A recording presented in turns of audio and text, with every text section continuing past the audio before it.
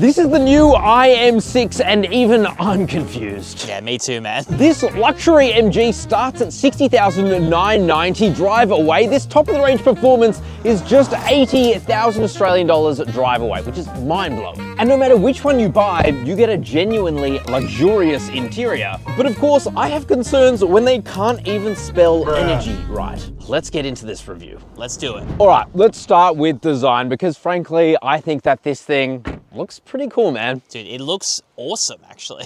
Check this out. So over here, you get these very long LED daytime running lights with these 4 little crystals in the front. Quite bright LED lights too. This thing is extremely well equipped for its price, guys. Like frankly, I'm kind of mind blown with everything that you get, but it's the package that all comes together. It just isn't there. It's a bit of a miss, I'm not gonna lie. You're gonna see that. So this grille is obviously fully plugged up. This thing needs to be as aerodynamic as possible. I like the IM badge. Here in Australia, it's called IM Motors by MG or something like that because like powered by MG, I think. Something like that. Because this brand IM is owned by SAIC Group, which also owns MG and they sell MG. So it makes sense to sell it under that. I do like the design of that. Also this big open grille here.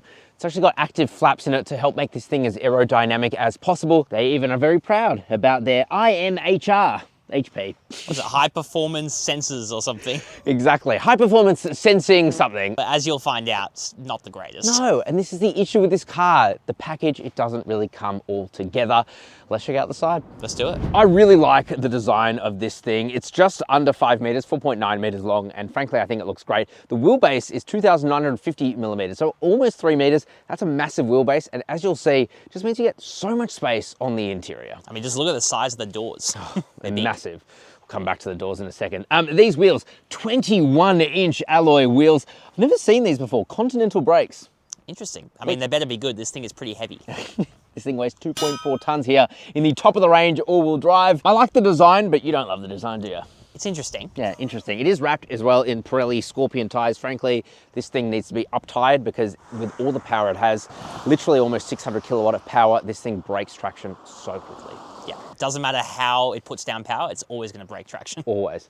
You have a camera here, another camera here. It's part of your 360 camera and your blind spot cameras. This thing does have an okay 360 camera. I would have expected more, frankly, from a luxury Chinese EV. I don't love this either. So pop out door handles, but if you pull on them, it just takes a second because it actually has a sensor on the inside and that's what allows you to open the door. So yeah, you're supposed to just rub it with your hand, not pull on it. It's quite disconcerting for the first time you use it, fine after, but then everyone else who gets in your car, they don't really like that. Certainly what I've noticed.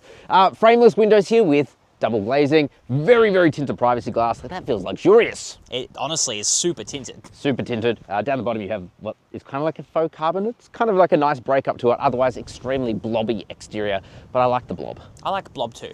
And you're gonna like the bum. Let's check it out. Let's do it. So MG or IM have thrown absolutely everything at this car. Not only do you get air suspension, you get rear wheel steer, which is usually reserved for $200,000 cars, not a $80,000 at the top of the range car. It does mean you can do things like crab walk.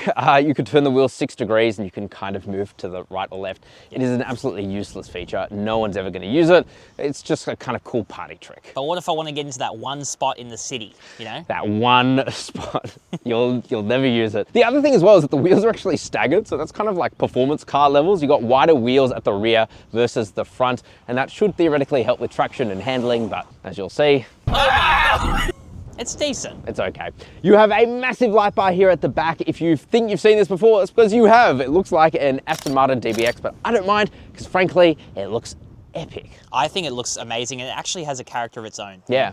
Yeah. You've also got a cool patterns that kind of run in there too. You have your IM badge there. IM6 proudly spelled out. Ooh, MG motor.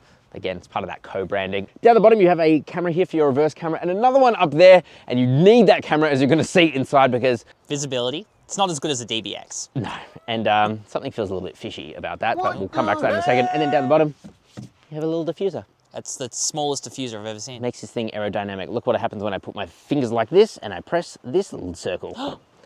You found the spot. Tailgate. If you go for this IM6 performance, you actually get a little bit less space in the back, but it's still extremely usable. 646 litres of boot space. You've also got a bit of underfloor storage where you can hide your definitely not Maccas, Monique. I didn't get that. She doesn't care. You can raise or lower your air suspension from back here, which is very cool. It does it automatically. It'll lower it down. A 12-volt socky wacky. Would have been good to see like a household socket, but whatever. Whatever. What the frick ever. What the hell is this? IM mag, and IM mag up here. So yeah, this thing has a MagSafe compatible system. I don't love it because it's a heavy little puck that you can put around. And when you're not driving, that's fine. That's kind of cool, actually. Maybe if you're lying in the back, you can watch something if you're lying in your boot or have it there for whatever reason. However, once you go on the inside, you'll see, I think that can actually become a bit of a safety hazard, actually. It could turn into a projectile. Literally. Drop the rear seats, then you get 1,600 litres of boot space, and come with me to the front. Oh. How does this sound, Daddy Jacob? There was no sound. 32 litres of boot space. Yeah, this thing... Front space? Fruit space. Yeah, this thing doesn't really hold a candle to a Tesla Model Y in terms of its storage, but it's still pretty okay. Yeah, but nowhere near, like the aperture at the boot was just nowhere near a Model Y. Let's go inside. Let's do it. I gotta say, man, this interior space, ooh, she nice. It's got a wow factor, doesn't it? Yeah, let's get the bad out of the way, all right? The bad is this. See this little MagSafe thing here? It doesn't really hold onto there. Also, I don't really know where the airbags deploy from, so that kind of concerns me. But either way, it's not on there super solid. If you get into an accident and you got your phone on there, you've got the weight of this, which is like a few hundred grams. It's pure metal, and your phone, I can only imagine that's gonna hit you in the face, which is just not... Not conducive to having a face. Yeah, it's not conducive to having a face. Here's the other thing that's a bit weird, and I'm surprised that this got past our regulations. You can fold away the mirror. If you're sick of looking at it. Yeah. But maybe it's because if you press this, then you can have your rear view mirror up here, but it only lasts there for a few seconds. It goes away, so you have to do that every single time. I'm a bit concerned that people can do that. Yeah, I don't think you should be able to fold away your rear view mirror. Yeah, not that it really matters, to be fair, because it's such a small little rear view mirror that it's kind of hard to see out the back of this car. Visibility of this thing, because it's so beautifully designed, yeah, unfortunately, it's not that great. Let's get the other bad out of the way, and that is just the software experience. You are wowed by all of these displays, but I never like it when I see typos inside of a car, because it makes me think, one, it's just not very good attention to detail, and two, has the intern been doing all the software? Yeah, like what else have they left, you know? Yeah, and that's kind of the experience as you're using all of these systems. So they have the good hardware behind them. It's just that software experience that kind of lets them down. So this display up here, it's very much like a Genesis display. It's got wireless Apple CarPlay and Android Auto. It's actually quite snappy as well. You can watch things like TikTok, and sorry to the other journalists who had this clearly before us and forgot to sign out of their account. But you now follow CarSauce. we thank you.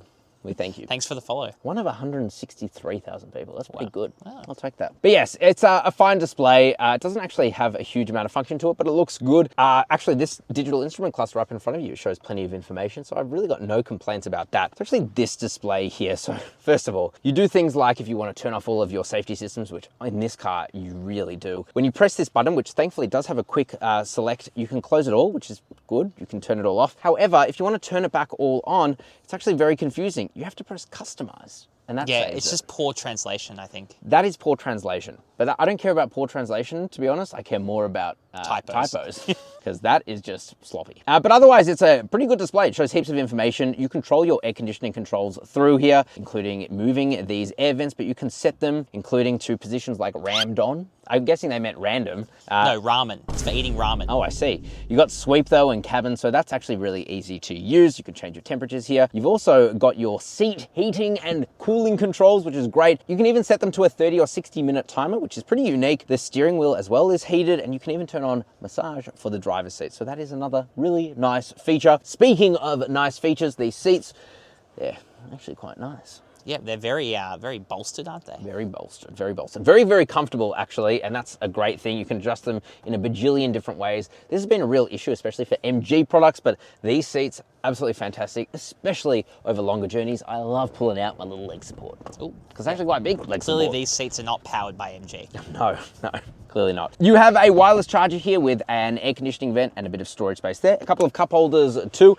This steering wheel, now, it's like every other Chinese car steering wheel, i.e. you get two little circles in the center because they copied Tesla. I wish they would just have buttons like a normal car. Yeah, I agree. You know what car does it well? What? RAV4. I agree, actually. Yeah. Even, how's the new one? Oh, go watch that go video. watch that video. You got a couple of buttons here on the back, and that allows you to control things like your cruise control, which we'll come back to, I promise. This massive panoramic sunroof, it doesn't open, so You would call it a moonroof, I would just call it glass, all right? It's gonna get hot. But it actually does change in its tint depending on how bright it is outside, so it's reactive to UV. Great, and that means in even Melbourne's crazy weather, on warmer days, it has stayed relatively cool in here too. Storage space, nice soft center armrest. This requires so much force. You have to get someone in the back seats to help you out. Yeah, exactly right. In fact, that's how we discovered that you could even move it. But inside of there, you get heaps of storage space, a USB-C fast charger, only one though, in this whole front That's a cabin. bit whack, isn't it? It's a bit whack. You've also got an air conditioning vent in there to keep things cool. This is a nice big storage area, though it's not in any way lined, so things roll around in there, but you do have a 12-volt socket, so that's a good thing. Massive door bins as well. Here's another weird thing about this interior. So it's got incredible speakers, like really good. It's like 20 in total, I think. But they've positioned them in literally the worst ways. You have a speaker here that's firing at your leg, and any speakers that could be firing at you are just reflecting off the windscreen. So as a result,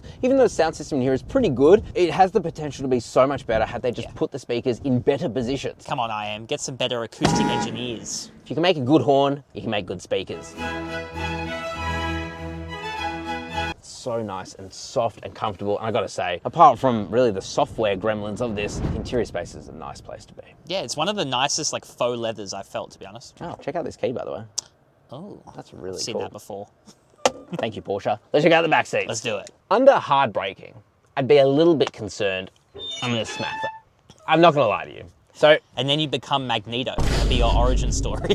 so this thing has more of these IM mag spots here. These, to be fair, are much sturdier than the one up front, which is good. At least it's not over an airbag. However, here's one thing to note. The magneticness of this, when you put your phone on it, is really not that strong. With one finger, it very quickly comes off. So again, under hard acceleration, which this car is very capable of, You get smacked in the face. you by could get an smacked iPhone. in the face. Embarrassing me. Oh, Wait. I just don't get it. All right. What is that? This just seems so Chinese market to me. So I'm sure there's a purpose for it. It's just something I don't understand. It's like a little handbag that you get. This is all nice and soft. But then why does it have an IM magnet on it? Here? Go away. You got to give the proper command. Quit. Quit. There we go. Why? Like, why is this a thing? I just don't get it. understand. I don't understand. But hey, you know what? Maybe it's not targeted towards me. And you know what? At least you get something and it seems relatively innovative, even if it potentially is not the safest thing in the world. Soft touch materials absolutely everywhere. 5'11", heaps of legroom. Toe room is okay. It's not the best, but it's fine. Headroom is very good. My leg angles are actually pretty good too, because you're sitting a bit higher. I'll come back to the seats in a second because they look a little bit whack to me, but I kind of like them. I know why you like them. You get a fully flat floor, which is Came out kind of weird, didn't it? fully flat floor. Fully flat floor. which Say is- that 10 times quickly. Interesting. With a couple of air vents here and a USB-C fast charger. And the seats, this is where they can become a little bit odd. This checkered pack, it just looks like a six-pack, you know? Mate, it's just you looking in the mirror. And I ain't talking about a six-pack of beer. All right, I'm talking about a six-pack of my body. Very nice and soft, actually. It's very supportive seats. Pull this down, you get a nice soft center armrest with a couple of cup holders, a little storage area there as well. So it really does feel actually quite luxurious back here. Primo. You know what else feels luxurious? Oh, here we go. Here we go. Tell me. The couple of air vents there in the USB-C port. Ah, okay. I was gearing up for a different. And CarSauce buy, that's right. If you want to buy any new car in Australia, and let's just say you don't want to be a nuffy, and you want to get the best price for you, you want us to fight dealers, I mean, why wouldn't you? you have to be a bit silly not to. So scan the QR code on your screen now, or just Google CarSauce Buy. We have our dedicated team of car buyers who go out there, negotiate on your behalf, and get you the best price that we possibly can. I'm pretty sure they have no lives apart from that. Yeah, we square up. We square up with the dealers and you win. So if that sounds good to you, and by the way, no obligations until you actually want to commit to purchasing the car and you're happy with the price, make sure you Google CarSauce Buy and our dedicated team of car buyers, and they'll help you out. Daddy Jacob, let's launch it. Let's do it. Now, before we actually get to the driving, give me 1 second. I got to tell you about the batteries, because this thing is relatively impressive. If you go for the entry level, you're still getting a 75 kilowatt hour LFP battery. It's a good battery chemistry. You can charge it up to 100% every time, and it will charge at about 153 kilowatts for DC charging, which for an LFP battery is quite fast. If you go for the 100 kilowatt battery, which is NMC, that comes in the middle spec and also this top spec, you can get 396 kilowatt of DC fast charging. We don't don't even have chargers in Australia that go up that high. That's insanely fast. Insanely fast. So you are essentially future-proofing yourself, and I would highly recommend you at least go for the middle spec, just because you are getting that bigger and frankly better battery. But if you're charging with AC charging, it's only 11 kilowatts, so it would have been better to see 22 kilowatts, but whatever. 11 kilowatts is fine for now. Let's drive it. Let's do it. Alrighty, Papa Jacob, it's time to launch the IM6. Why are you holding our timing gear over on that window? The glazing in here is too extreme, and I don't mean what we're doing to this car. Oh, yes, this thing has so much double glazing and laminating and soundproofing that it actually blocks a lot of the GPS signals. So we have to put it on that window. Let's put this thing into sport mode. I hope I can hold this, man. This is gonna be Fist me. extreme. Right-handed fist. Here we go. Let's do it. Oh my God. Bloody hell. Oh no. Oh my God. God. Wait, they claim 0 to 100 in 3.5 seconds. What do we get? Dude, it's been a while since I've seen a time in the threes. 3.65 seconds. Wow. With two people in the car and our camera gear. That is holy insane. crap, dude. That is crazy. Holy moly. All right. It's fast. It's very fast. Let's drive this thing normally. Let's. Alrighty. Daddy Jacob. Hang on. Where's my drive modes? Oh, right here. Driving. It's very intuitive. I can't see. You pranked sorry. me. Oh, sorry, You pranked me. I folded away your mirror. Sorry, I could just press this button here. No, this one. Okay, no one's behind me. That's good. So weird, man. There's some weird stuff with this car. All right, let's go into sport mode again. Oh, God. Oh, God. Oh! Oh my God. Slow down. Holy crap. That is insanely fast. So, Papa IM6 has a bit of Papa power to him. This thing puts out 580... What was it? 578 kilowatts. Oh God. But honestly, once you get above 500, it doesn't really matter. That's just an insane amount Yeah. of power. 802 Newton meters of torque. Yeah. So even here, let's put the car into comfort mode. Oh, comfortable. I'm so comfortable right now. Yeah, this thing has dual electric motors and it's just nutso schmutzo. It's insane levels of Oh acceleration. no. Which is kind of what you'd expect from an EV with like 1,000 horsepower. So yeah, absolutely Oh my insane. Eee. Oh God, it actually corners like okay as well. Weirdly okay. Yeah. This comes back to the hard product of this thing. It is actually really good. You've got rear wheel steer, can turn up to 6 degrees. Put this thing into sport mode, the suspension gets a little bit firmer. The air suspension, may I say, the steering becomes extremely heavy. It's like really weirdly fake heavy, isn't it? It is, but it's still incredibly comfortable. And when you combine that with the fact that it is just quiet in here, acoustically treated, you've got double glazing, you've got bloody active noise cancellation. It's like we're living inside of an AirPod Pro. Yeah. Now, you know? I just got attacked. I just got attacked by a stick. Yeah. Oh, here we go, ball buster. This is the real I'm test. a bit scared. Ball buster of a Comfort 2.4 ton mode. vehicle. Sport mode. Oh. Okay. Not as bad as I was expecting. There wasn't as much of a rebound. It did recover well, but my butt did leave the seat. Oh! Bro, the safety systems were trying to warn you about the magpies. It's telling me right? that they were coming. Yeah. No, yeah, the safety systems in this, guys, my God, possibly one of the worst in any car. It is genuinely the most annoying thing ever. Thankfully, you can actually turn them off really easily. You press there, close all. Shh, shh, shh. Hey, I'm listening. Touch me. All right, let's go up. Saucy corner. How does she handle? Honestly, this is surprising me. Tick my little pickle. All right. Here we go. Oh, jeez. There's no grab handle. What the hell? Ah! All right, hairpin numero uno. Whoa! It's just completely killed all power. Yeah, which makes sense. But you know what? It was kind of... Oh, no. That was a lot of acceleration going into that. Okay. Oh. You know what, man? This is kind of reminding me of the BYD Seal performance in that it's like this car has too much raw power. 0 to 60 kilometers per hour for what it can actually do. Yeah, it can't really handle it. Look, the car itself, I think, like I said, the hard product is so good. Mm-hmm. I like the power. I like the ride. Even though it's not a dynamic corner carver, like it's such a comfortable car, even now in sport 100%. mode. The rear wheel steer makes this thing handle actually weirdly well, but it's everything around it. It's kind of pulling it together into one package that this car doesn't do well. The safety system's extremely annoying. Yeah. The adaptive cruise control and lane centering, not even calibrated for our market. It'll slow you down too much around a corner. You have cars literally coming up your bum. It's beeping at quite you. unsafe, I would say. Just bad. Yeah, it's like they've got like 80% of the way there, and then they've just like stopped. Yeah. You know what I mean? They really need to pull the package. Well, I turned you off. They really need to pull the package in together, and then they've got an incredible product. But until they do that, they're just rushing out these products to market, and this is the result. You get a decent experience marred by a few things. Here's another thing as well. Look at our efficiency. 26 kilowatt hours per 100 kilometers. Now, to be fair, it is relatively cold. It's 11 degrees right now, but and it's also almost 600 kilowatt electric motors. that's true. But versus like an Ioniq 6N, you're getting somewhere around 21 kilowatt hours per 100 kilometers, and that has even more power. Yeah, I mean that thing is like, oh my god. It thought it was forward collision. Either way, this thing is really inefficient, and even with its battery, you're just not getting that much range. So yeah. And to be honest, I was a little disappointed in some of the ride as well. Like, I know you've said it's really good, and it is, but over some bumps, it's really crashy, jolty. Yeah, that kind of, before it activates the suspension, it's very firm. very firm. Yeah. So yeah, they're just going to do a few things, and then I think they've got a winner. 100% But until they agree. do that, it actually can be a bit of a pain in the bum to drive. Yeah, All right, let's I do agree. our final thoughts. let's do it.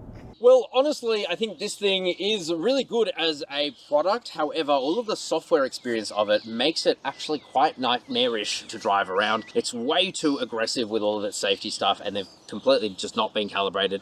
I'm concerned by the fact that, you know, things like energy have been misspelt in a new energy vehicle. It's just attention to detail makes me think what else has been missed. However, the way it drives, the way it rides, it's actually all pretty good. And that interior is just so scrumptious. It's very nice. Yeah. Except for those magnetic things that look like they could hurt if they come flying at you. They certainly do. Let us know what you guys think down in the comment section below. You're going to be rushing out to buy one of these things. Do you think that MG have done enough, and are you as confused as we are? Of course, please like the video, comment down below, share this video with a friend, and subscribe. We'd love to have you around. And if you want to buy one of these things or any new car and you want the best price possible, Google CarSauce Buy. A dedicated team of car buys. They'll help you out. They will. Scan the QR. Bye-bye.